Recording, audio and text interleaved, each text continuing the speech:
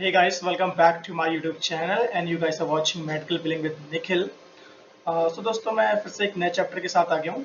तो जैसा कि अभी हम लोग कोडिंग के चैप्टर कवर कर रहे हैं, तो ये कोडिंग का दूसरा चैप्टर है। So let's start it. And अगर आप लोग चैनल पे नए हैं तो प्लीज़ चैनल को सब्सक्राइब कर लें एंड ऑल्सो वीडियो को लाइक करें, कमेंट भी कर दिया करें। अगर कोई डाउट है, आप लोगों को कुछ पूछना है या फिर आप मुझे कुछ सजेशन देना चाहते हैं कि भाई मैं कौन सी वीडियो कैसे बनाऊँ, तो वो सब भी आप लोग कर सकते हो।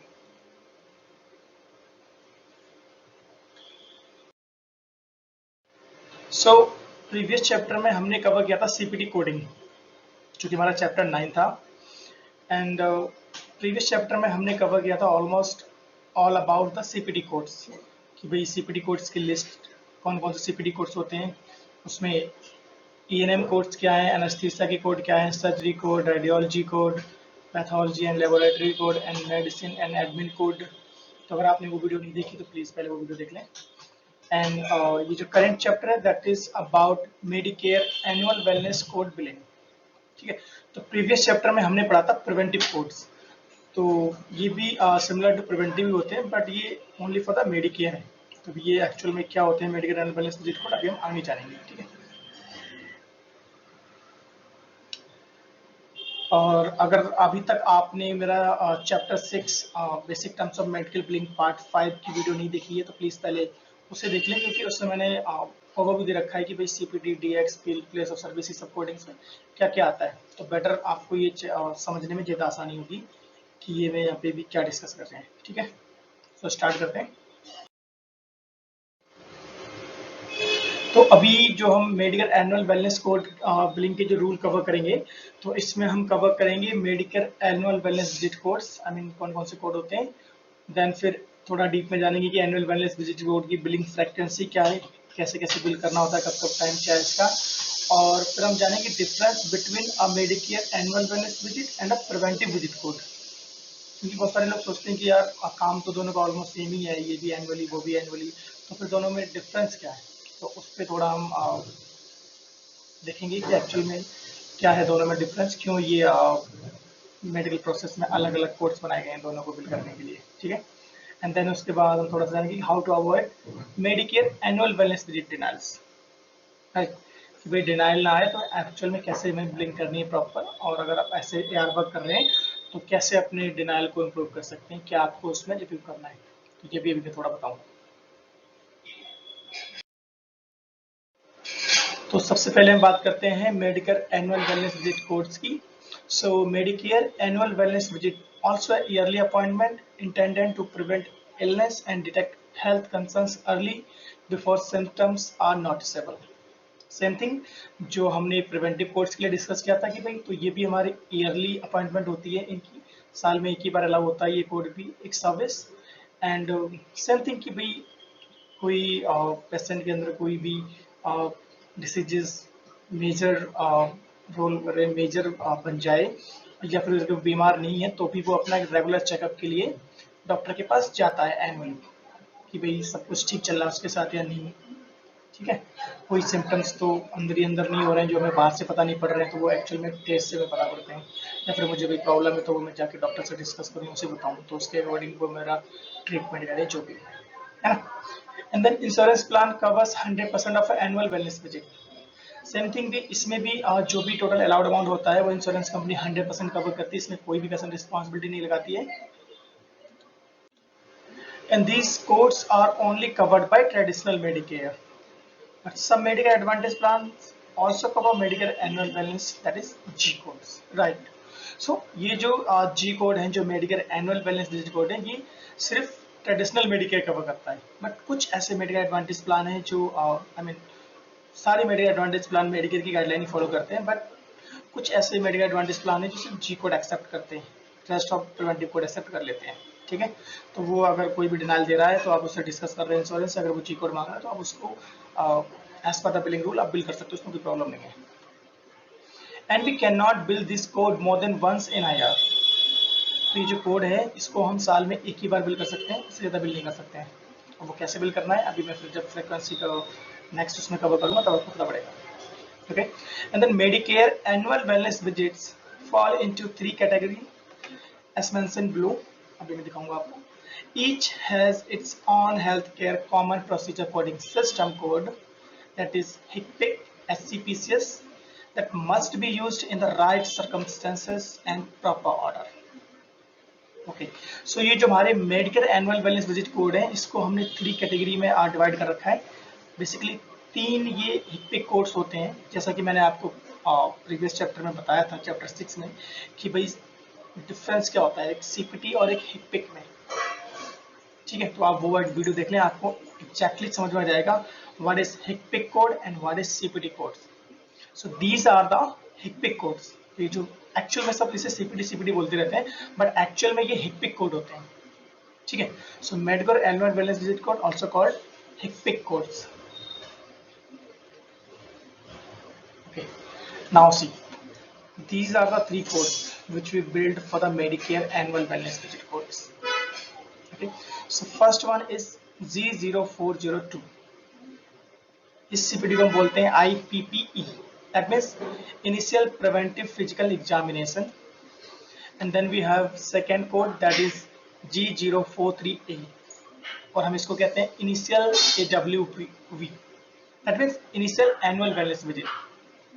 And then we have third one, that is G0439, and this is called subsequent AWV, means subsequent annual wellness visit. अब अगर समझते हैं कि हम इनको बिल कब कब करते हैं. सो जो G0402 का बिलिंग क्राइटेरिया है, that is within first 12 months of Medicare part B enrolment. ठीक है, एंड जो सेकेंड कोड है, that is 12 months after the IPPE, or if patient did not receive an IPPE during 12-month eligibility window. And here every year after the initial AWP. means भाई G0402 patient तब लेता है जब उसका medical part भी enrol date होती है उसके within 12 months. And then उसके बाद ऐसे initial annual wellness visit, that is G0438, जो कि आफ्टर 12 मंथ्स जब कंप्लीट हो जाते हैं एनरोलमेंट के, तब वो उसको ले सकता है. और उसके नेक्स्ट ईयर उसको अगर फिर से सर्विस रिपीट करनी तो वो उसके लिए कोड बिल होगा G0439. ठीक है, थोड़ा फ्रीक्वेंसी बिलिंग को डिटेल्स में समझते हैं नेक्स्ट स्लाइड में. सो देखिए, G0402 सेम लिखा है, once in a life time within first 12 months of Medicare part B enrolment date. ठीक है, तो जो लोग मेडिकल बिलिंग में ऑलरेडी हैं उन्हें एक्चुअल में पता है कि भाई what is Medicare part B enrolment date. This is similar to plan effective date, right. तो इफेक्टिव डेट वो होती है जब इंश्योरेंस प्लान इफेक्टिव आता है, जिस डेट से वो एक्टिव हुआ है, जब से उसकी कवरेज स्टार्ट हुई है, तब से वो पेशेंट के बिल पे करना स्टार्ट करेगा. So same medical part B की एक एनरोल डेट होती है जो कि हमें चेक करनी होती है. उसके विद इन 12 मंथ्स हम जो कोड बिल कर रहे हैं, दैट इज G0402. अगर आपने within 12 months part B enrolment date से ये कोड मिस कर दिया, देन आप इसको कभी भी बिल नहीं कर सकते. ये भी once in a life time bill होती है, जो कि 12 months, within 12 months from medical part B enrolment date. अगर आपने उस टाइम पे बिल नहीं कर पाए तो ये आप इसको बिल नहीं कर सकते बाद में कभी भी, ये एक्सपायर हो जाएगी. अब बात करते हैं G0438 की. So this is also once in a lifetime as initial wellness visit, AWV, available to a patient 12 months after an IPPE or after 11 months of Medicare enrollment if the IPP eligibility period was missed. Yes, बहुत सारे लोगों को ये नहीं पता होगा 11 month वाला scenario, but मैं बताता हूँ आपको. सो हमें पता पड़ गया G0402 हम कब बिल करते हैं. अब बात करते हैं G0438 की. सो G0438 भी लाइफ में एक ही बार बिल होती है पेशेंट के प्लान में एज इनिशियल वेलनेस विजिट, कि भाई वेलनेस विजिट है बट इनिशियल लेवल पे बिल होती है. तो आफ्टर G0402, तो जैसे ही मेडिकल पार्ट बी से एनरोलमेंट के 12 मंथ्स कंप्लीट हो जाएंगे, हम इस कोड को सेकेंड ईयर में बिल कर सकते हैं. बट व्हाट अगर पेशेंट ने G0402 ले ही नहीं पाया, उसने मिस कर दिया इस कोड को, तो हम after 11 months of medical enrolment date, right. तो अगर पेशेंट ने G0402 नहीं लिया है, अगर 11 महीने ऑलरेडी कंप्लीट हो चुके हैं पार्ट बी एनरोलमेंट डेट से, तो अब अगर 12वें महीने में पेशेंट चाह रहा है तो फिर हम G0438 को बिल करेंगे. ठीक है, समझ आया आप लोगों को, राइट. ये लिखा है मैंने, eligibility period was missed. That means 11 महीने के बाद 12वें महीने में हम G0438 बिल करेंगे। एंड देन G0439,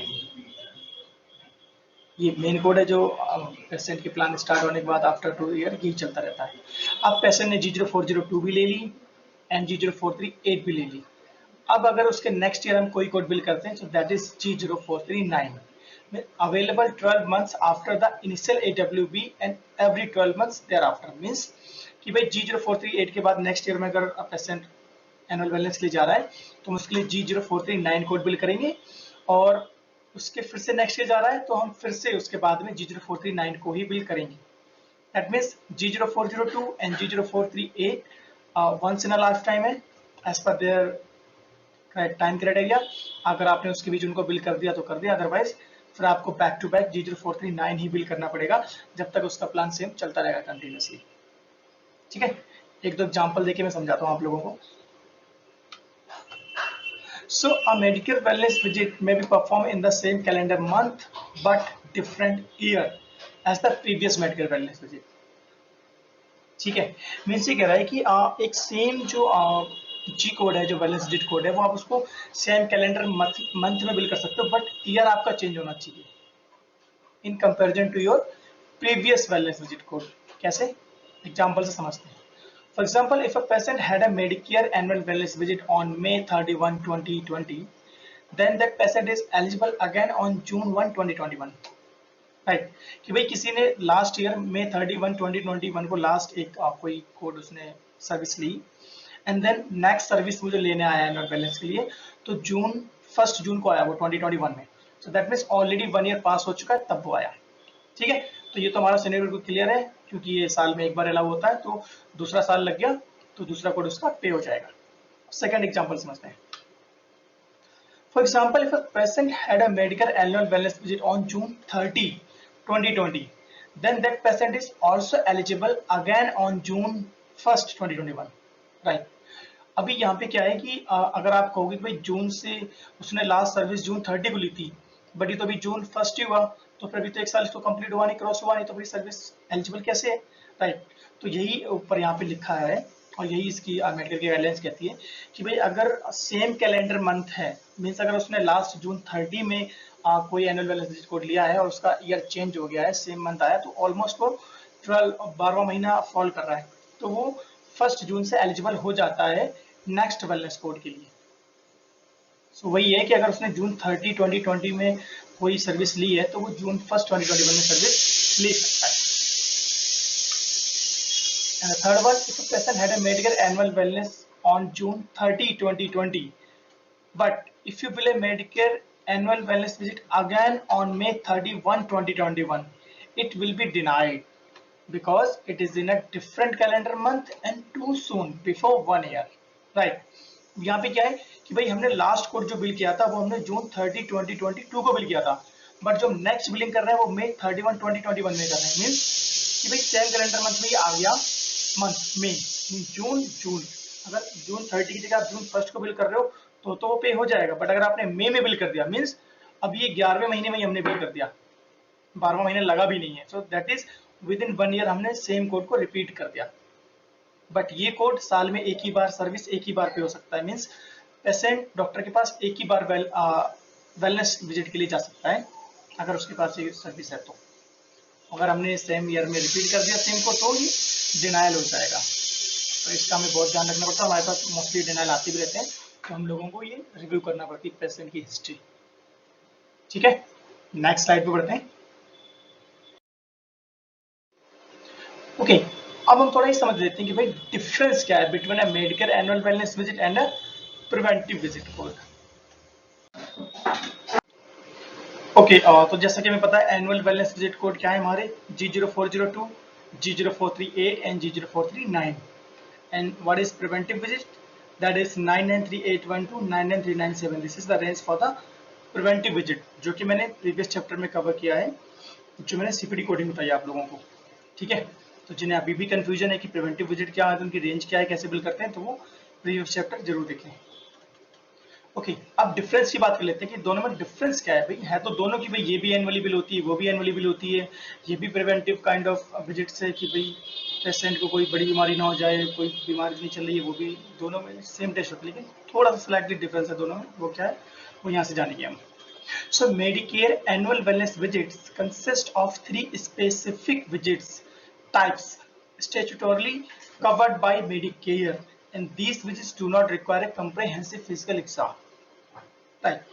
तो ये 3 स्पेसिफिक विजिट होती हैं जो कि एक्चुअल में मेडिकेयर कवर करता है, और ये जो ये विजिट्स होती है इसमें कंप्रहेंसिव फिजिकल एग्जाम की नीड नहीं होती है। ठीक है, कंप्रहेंसिव फिजिकल एग्जाम अभी आपको जो मैं प्रिवेंटिव बताऊंगा ये समझ में आएगा। And preventive care, while preventive visits are covered by commercial or the managed care and Medicaid plans and require a comprehensive physical exam, right? So जो preventive visits है हमारी, ये कमर्शियल इंश्योरेंस और जो हमारे मैनेज केयर प्लान होते हैं, that is Medicare advantage और द मेडिकेयर एडवांटेज प्लान, वो कवर करते हैं, और मेडिकेड प्लान भी इनको कवर करता है। और इसमें जब ये विजिट सर्विस बिल होती है तो इसमें कंप्रहेंसिव फिजिकल एग्जाम की रिक्वायर्ड होती है। ठीक है, अब आ जाते हैं एनुअल वेलनेस विजिट पे। So when patients attend their Medicare annual wellness visit, that time physician will have patients complete a health risk assessment, जिसे हम एचआरए बोलते हैं, and this is a fancy term for a health questionnaire. Completing this can help patients physician come up with a tailored prevention plan, right? तो जब भी patients medical annual wellness visit के लिए जाता है तो उस टाइम पे डॉक्टर जो होता है उससे एक एचआरए कंप्लीट करवाता है। हेल्थ रिस्क असेसमेंट मींस कुछ वहाँ पे क्वेश्चंस होते हैं जिनके आंसर पेशेंट्स को स्टेज से पहले देने पड़ते हैं। तो उसमें एक बहुत सारे क्वेश्चंस की लिस्ट होती है जो कि पेशेंट से चेक करता है, उसके अकॉर्डिंग उसके आंसर देता है डॉक्टर को। दैट मीन्स कि पेशेंट्स डॉक्टर को पेशेंट को क्या क्या दिक्कतें हो रही, क्या प्रॉब्लम चल रही, उसके अकॉर्डिंग उसको रिव्यू करता है उस एचआरए असेसमेंट को, और उसके बेस पे उसका ट्रीटमेंट करता है। So this is the difference in the annual wellness visit. अब बट अगर मैं प्रिवेंटिव विजिट की बात करूं, सो प्रिवेंटिव विजिट में क्या होता है? सो अ comprehensive physical exam is sometimes referred to as an executive physical. This exam include laboratory test, pulmonary function testing, chest x-ray, audiograms, EKGs, full body CAT scans, heart stress test and a urinalysis, और भी बहुत सारे test इसमें होते हैं। comprehensive physical exam means कि back to back उसके body की जितने भी ऑलमोस्ट स्टेट्स हैं जिसके सर्विस में कवर है वो सारे टेस्ट होते हैं। ठीक है, अब यहाँ पे सिंपल वे समझते हैं कि भाई एक्चुअल में मेजर डिफरेंस क्या है। डिटेल्स में आपको बताता हूँ। Simple way to remember the difference is that a Medicare wellness exam will include assessment but won't include physical test where the doctor has to physically touch you unless you have a specific diagnosis or symptom। जैसा कि मैंने यहाँ पे बताया था कि भाई patient से एचआरए फिल करवाया जाता है जिसमें कि क्वेश्चन होते हैं, इसके आंसर देता है पेशेंट। जैसे कोई पर्टिकुलर बीमारी है उसमें अगर कोई मेजर प्रॉब्लम अगर पेशेंट को, तो उसके अकॉर्डिंग डॉक्टर उसको चेक करता है। अदरवाइज जो जनरल एनुअल वेलनेस विजिट होता है उसके कुछ टर्म्स होते हैं, उसके अकॉर्डिंग उसे उसका ट्रीटमेंट करता है, चेक करता है, उसमें वो वाले चेकअप होते हैं। बट अगर मैं प्रिवेंटिव विजिट की बात करूँ तो प्रिवेंटिव विजिट में ए टू जेड ऑलमोस्ट बॉडी की जितनी भी टेस्ट है, जितने भी पार्ट हैं, जो जो रिक्वायर्ड टेस्ट हैं वो होने चाहिए। जैसे कि मैं एग्जांपल देता हूँ कि अभी लास्ट ईयर मैंने अपना प्रिवेंटिव विजिट टेस्ट कराया था, तो उसमें जब मैं हॉस्पिटल गया था तो उन्होंने मेरा blood, urine test, chest X-ray, weight, EKG, everything सब कुछ ऑलमोस्ट उन्होंने टेस्ट किया था। ठीक है, तो उन सब की रिपोर्ट्स आई थी, बट उसमें हालांकि ऐसा कुछ निकला नहीं, आवाज पर परफेक्ट। ठीक है, तो ये डिफरेंस है एक एनुअल वेलनेस विजिट कोड में एंड प्रिवेंटिव विजिट कोड में। आई होप आप लोगों को समझ में आया होगा। ओके, सो अभी हम कवर करते हैं कि भाई कुछ नॉर्मल से भी बेसिक चीजें समझते हैं कि एक्चुअल में इसके डिनाइल ना आए, जो लोग बिलिंग कर रहे हैं या फिर जो ऑलरेडी एआर में हैं तो वो इसके डिनाइल को कैसे सही कर सकते हैं। हालांकि मैं भी नेक्स्ट चैप्टर्स में जब डिनाइल्स के चैप्टर स्टार्ट करूंगा तो डिनाइल्स के चैप्टर में मैं इसके स्पेशली वीडियो बनाऊंगा कि इसके मेडिकल जी कोड के डिनाइल्स को कैसे हैंडल करें विद एग्जाम्पल। बट जो ऑलरेडी एक्सपर्ट हैं इस फील्ड में, जो ऑलरेडी वर्क कर रहे हैं, वो यहाँ से थोड़ा आइडिया उनको मिल जाएगा। बट जो बिल्कुल ही फ्रेशर हैं जिन्हें एक्चुअल डिटेल्स में समझना है वो मेरी नेक्स्ट वीडियो में इस डिटेल्स को समझ पाएंगे। So billing for a Medicare annual wellness visit, when the patient only has Medicare Part A, they must have Part B coverage as well, right? अगर पेशेंट के पास ओनली मेडिकेयर पार्ट ए की coverage है और हम उसे अगर ये code bill कर रहे हैं तो वो क्लेम डिनाई हो सकता है। इस कोड को बिल करने के लिए medical annual visit code bill करने के लिए पेशेंट के पास पार्ट बी कवरेज एक्टिव होनी बहुत जरूरी है, ठीक है। Now billing a G0438 initial Medicare annual wellness visit or G0439 subsequent Medicare annual wellness visit when the patient has been enrolled in Medicare Part B for 12 months or less. Here we should bill G0402 IPPE, that is initial preventive physical examination, and such claims with G0438 or G0439 will be denied with a CARC of 26, expenses incurred prior to coverage, and a CARC of N130. Right, so ये remark code होते हैं denials में, ये भी आपको आगे इसकी मैं डिस्क्रिप्शन बताऊंगा। बाकी जो ऑलरेडी बिलिंग में मेडिकल बिलिंग में है उन्हें पता है व्हाट इज कार्क एंड राक, राइट। सो ये एक एग्जांपल है कि जब 26 के डिनाइल्स आते हैं इन जी कोड्स के लिए।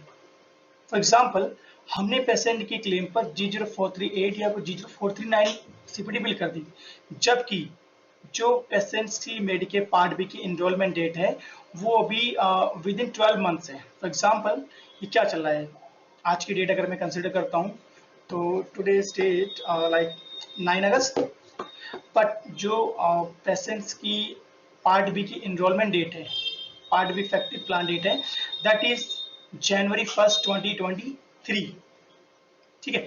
अब अभी तो भैया ये कौन सा 9वां महीना चल रहा है,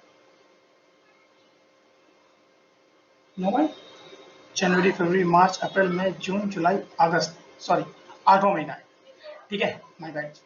तो 8वें महीने में तो अभी विद इन 1 ईयर है, तो हमें पेशेंट को G0402 बिल करना है, बट हमने गलती से G0438 या G0439 बिल कर दिया, तो ऐसे क्लेम्स हमारे 26 के लिए डिनाइल जाएंगे। तो लोग कंफ्यूज हो जाते हैं कि यार इसकी प्लान तो एक्टिव है बट स्टिल ये कोड 26 के लिए इन्होंने डाल दे दिया, दैट मीन्स वो हमने इनकरेक्ट बिलिंग की है, हमें G0402 बिल करना था, हमने G0438 या G0439 बिल कर दिया, ठीक है।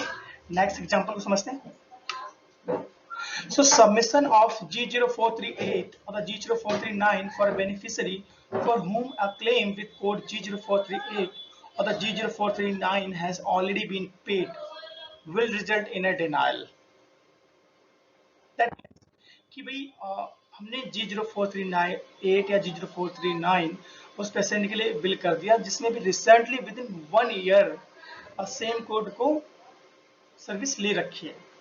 So such claims will be denied with CARC of 149. That means lifetime benefit maximum has been reached for the service of the benefit category, and a RARC of N117. This service is paid only once in a patient's lifetime.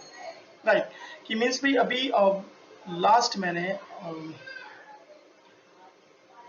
सितंबर 2022 में कोई एक for example G0439 bill कर दिया, अब मैं फिर से अगस्त में G0439 को बिल करता हूँ, तो ऐसे कोड हमारे 149 से डिनाइल हो जाएंगे। That means lifetime benefit max has been reached, क्योंकि भाई ये कोड साल में एक ही बार आप कवर कर इंश्योरेंस कवर करता है, बट हमने विद इन 1 ईयर फिर से इस कोड को बिल करते हैं, तो ये lifetime benefit maximum has been reached, इसके लिए डिनाइल हो जाएगा।